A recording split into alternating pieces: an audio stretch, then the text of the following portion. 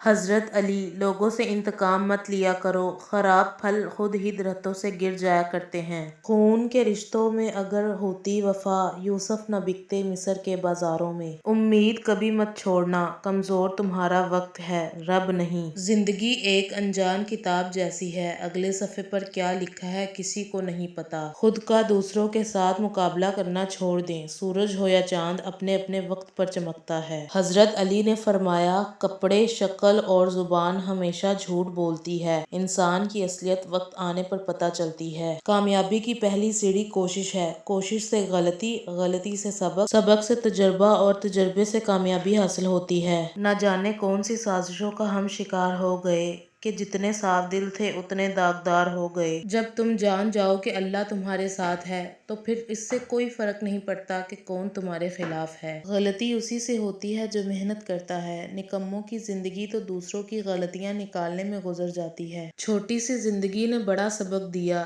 رشتہ سب سے رکھو لیکن امید کسی سے نہیں۔ واسطہ پڑتا ہے تو نسلوں کا پتہ چلتا ہے، باتوں سے تو ہر کوئی خاندانی لگتا ہے۔ بہت خوبصورت بات ہے، زندگی میں خود کو کبھی کسی کا عادی مت بنانا، کیونکہ انسان بہت خود غرض ہے۔